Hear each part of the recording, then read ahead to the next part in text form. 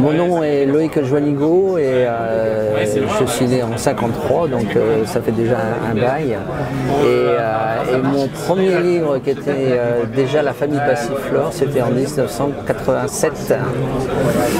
Et donc c'est un long parcours, paraît-il, avec plusieurs épisodes, et je viens juste de sortir donc le 27e tome de cette famille Passiflore, de la famille de petits lapins.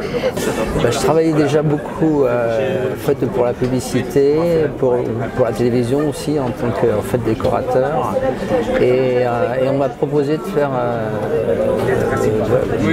parmi beaucoup de propositions, de faire un poster promotionnel pour une maison d'édition, et on m'a donné carte blanche.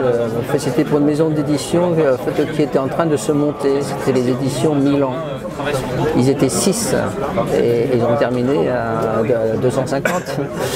Et moi, je leur propose de faire une grande image avec une famille de lapins. Le papa lapin raconte une histoire, l'histoire du soir, à ces petits lapins, mais pour qu'ils s'endorment. Mais le problème, c'est lui qui s'est endormi et c'est le petit lapin qui s'occupe du papa. Je vous dis tout ça parce que cette image-là a été vraiment fondatrice, parce qu'ils ont reçu énormément de courriers pour savoir de quel livre ça sortait, ça. Et donc ils m'ont proposé de faire un premier livre à partir donc du poster. On a fait un casting parce que je ne voulais pas faire moi-même tout de suite en tous les cas les textes. On a fait un casting donc d'auteurs pour savoir qui allait raconter cette histoire de petits lapins, puisqu'on partait sur cette base-là. Et c'est comme ça qu'on a fait donc le premier livre, et j'avais demandé carte blanche, et donc ça s'est fait comme ça, quoi. Et puis quelques mois après, on m'a dit que ça se passait très bien, tout ça, qu'on a eu beaucoup de récompenses, de prix, et je me suis dit tiens, mais en fait l'édition, c'est un monde sympa, mais ça permet de faire des choses, de voyager, etc. Et donc on a fait un second livre, un troisième, tout ça, mais on s'était mis d'accord avant, mais sur la base. Mais la base, c'est-à-dire la Bible, pour la série. Voilà. Et comme il y avait 5 petits lapins, plus les deux adultes, on était donc parti sur la base de 7 livres. Et comme ça a eu énormément de succès, on en a fait plus que 7.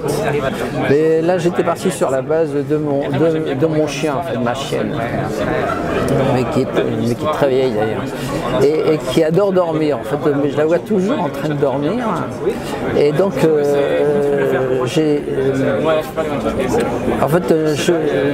c'est suite à l'une de ses réflexions, mais qui m'a dit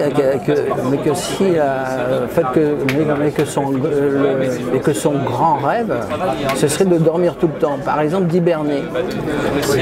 Mais on ne peut pas hiberner, quand on n'est pas... Alors un chien, je lui ai conseillé de prendre des cours d'hibernation, et c'est les Passiflores qui ont aidé le chien à prendre des cours d'hibernation. Alors les cours d'hibernation, il faut trouver les champions de l'hibernation, quoi. Et les champions du monde, c'est la marmotte, mais les Passiflores habitent trop loin des montagnes, mais là où se trouvent les marmottes. Donc ils vont voir le Loir, ils cherchent toujours à voir l'ours, etc., etc. Et voilà donc l'histoire. Ah oui, moi mon atelier, moi c'était une bibliothèque, mais avec quand même des planches pour pouvoir retravailler tout ça. Et j'ai fait d'ailleurs un grand poster comme ça, mais d'une bibliothèque dans un arbre. J'ai vu ça, mais comme une cathédrale des livres, mais avec tout un système de niveaux, d'escaliers, tout ça, d'accès, mes différents en fait, rayonnages. Et,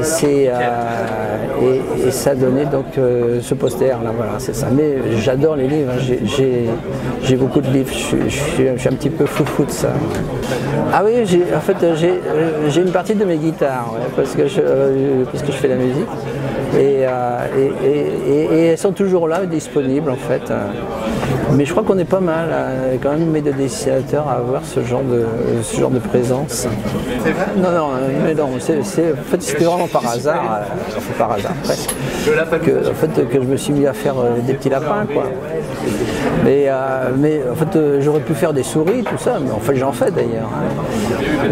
Des ours, tout ça. Non, mais je suis bien content que je me débrouille avec des histoires avec des animaux.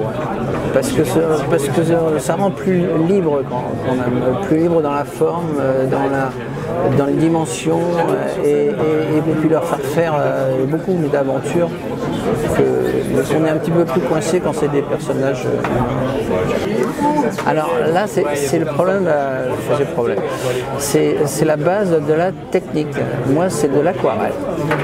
Et en fait, je fais sur pratiquement tous les formats, quoi. Mais maintenant, je préfère avoir des plus grands formats.